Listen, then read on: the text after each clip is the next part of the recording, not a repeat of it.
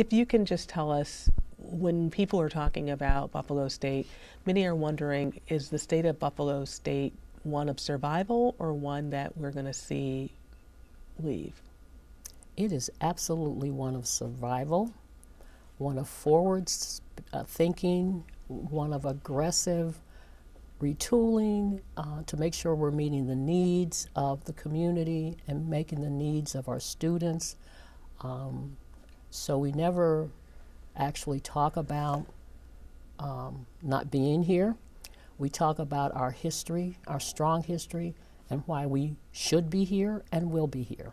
There is a deficit. It's a big deficit. It is big. I don't know what happened in the past, how we got to this point, but we're here now Yes. to deal with it. Are we going to see a reduction in programs? Are we going to see fewer staff members here? I can say we're going to see reorganization. A lot of it depends not only on the workforce lever, but also on the enrollment lever. And if we identify, as we believe we will, the right mix of programs for our institution, you know, Buffalo State provides the workforce for Buffalo and beyond. If we can put the right mix of programs together, we will see an increase in our enrollment. And the structural deficit is merely to balance the workforce to the enrollment.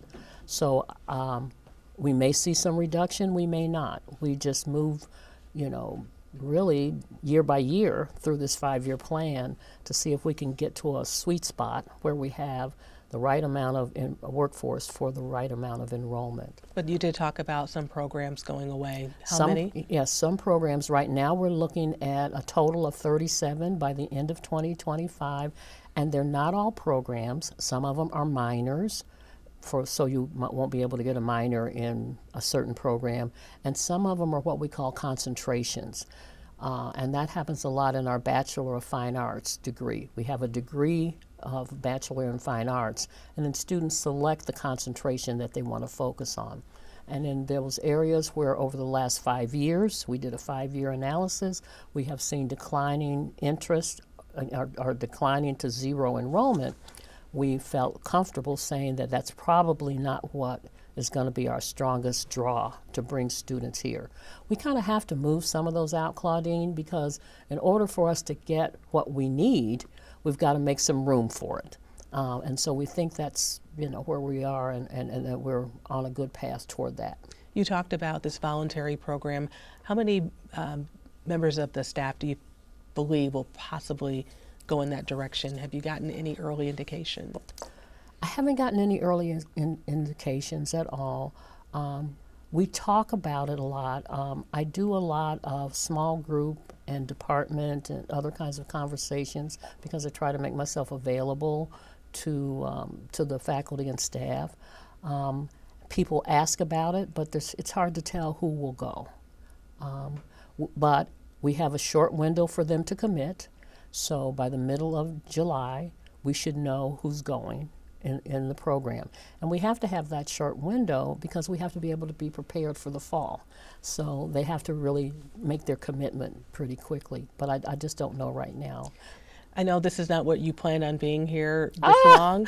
Yes. It's unfortunate what happened, I guess, with Dr. Chance Glenn, but you are here. Yes. Why did you sign on through 2026? I signed on through 2026 for a couple of reasons. First of all, I think in our first 7 months, we made amazing progress here. We made amazing progress with climate. We all got on the same page, understood what our challenges were, and actively started working on trying to address them. And so I had to think, have we done this 7 months to a year and now we're just going to throw it out the window? Or are we going to try to continue it for a little longer?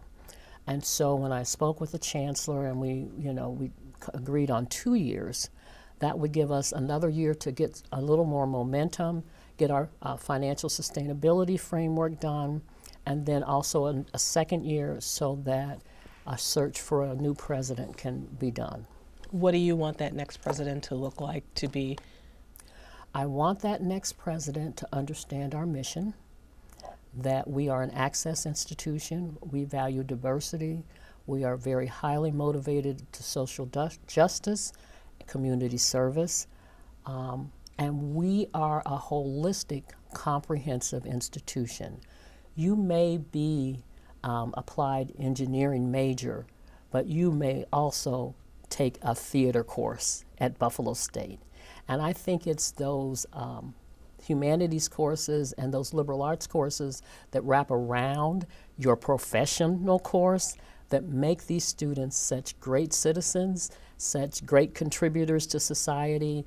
And when they leave here, I always say, we teach them to have a good living, have a good life, and be a good citizen.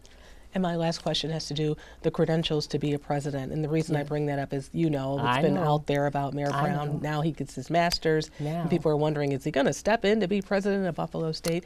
What are the credentials? That is basically depends on each search. So a search committee, which is primarily faculty and staff and some of our community members, they can make the determination, along with the advice of a search firm, of course, on what those criteria could be. We always have minimum qualifications, and in the past search, a master's degree was a minimum qualification, but they can make different decisions along the way as to what the qualifications should be.